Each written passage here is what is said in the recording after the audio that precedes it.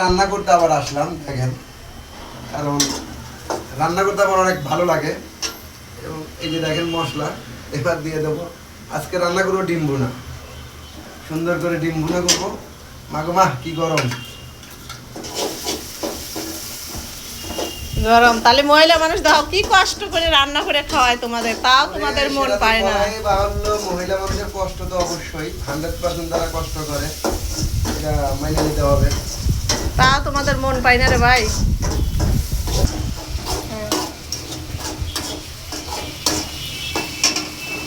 কালারটা জটে যাচ্ছে রে।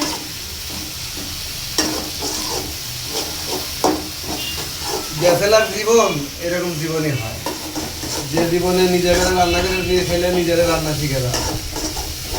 আজকে ডিম ভুনা করতেছি, সবাইকে দাওয়াত দিলাম ডিমের ভুনা খাওয়া। এই হচ্ছে ডিম।